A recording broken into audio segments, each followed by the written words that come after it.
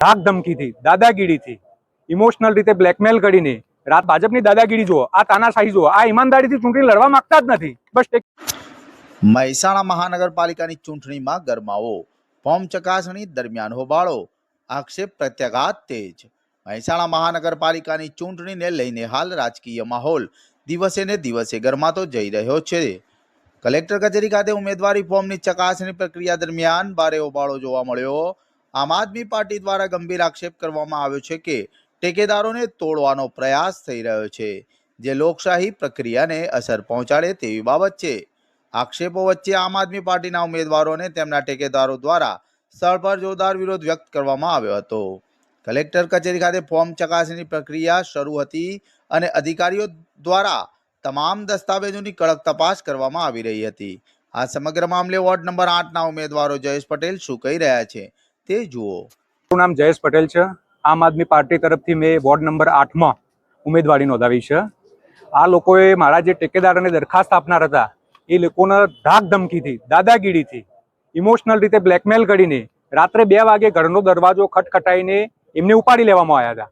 અને ગાડીમાં ભાજપની મહામંત્રીની કોઈ ગાડી હતી અને એ લોકો લઈ ગયા હતા.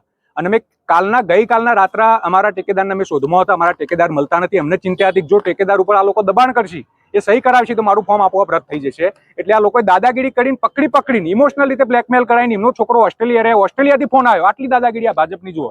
ભાજપનો જો આટલી દાદાગીરી કરવી હોય, એમનામાં આટલો વિશ્વાસ હોય કે અમે ચૂંટણી જીતવાના જ છીએ, મહાનગરપાલિકાનું બોર્ડ અમારું બનવાનું જ છે, મેયર અમારા બનવાના જ છે, તો પછી ધાક ધમકી શેની આપો? તમે ઈમાનદારીથી ચૂંટણી લડો ને.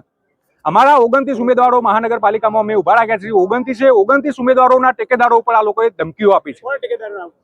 મારા ટેકેદાર જે હતા એમનું નામ હતું મહેશભાઈ સથવારા. મહેશભાઈ સથવારાના આ લોકોએ ઇમોશનલ રીતે એટલા બ્લેકમેલ કરી દીધા એ પોતે સહી કરવા તૈયાર થઈ જતા હતા. આ તો અમે અત્યારે કચેરીમાં ઉભા હતા, અમે એમને રોકી લીધા અમારી ટીમે, અને અમારી જગ્યાએ એમને સેટઅપ કરી દીધા.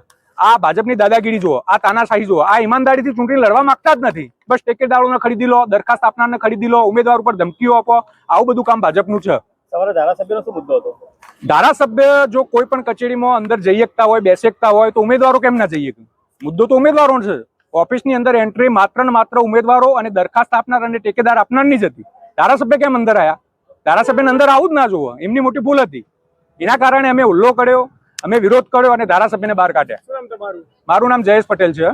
હું વોર્ડ નંબર 8માંથી મહેસાણા મહાનગરપાલિકામાં ઉમેદવારી નોંધાવી છે. સરકારી અધિકારીઓ દ્વારા ધારાસભ્ય જ્યારે એન્ટર થયા તો કોઈ કહેવામાં ના આવ્યું એમના દ્વારા? અધિકારી બિચારા દબાણમાં હતા, એ કઈ બોલી શકતા જ નથી. ચાલુ સરકારમાં જે ચાલુ સરકારમાં બેઠા છે એ લોકોએ અધિકારીઓ પર એટલા દબાણ કર્યું છે કે અધિકારી એક શબ્દ પણ બોલી શકતા નથી.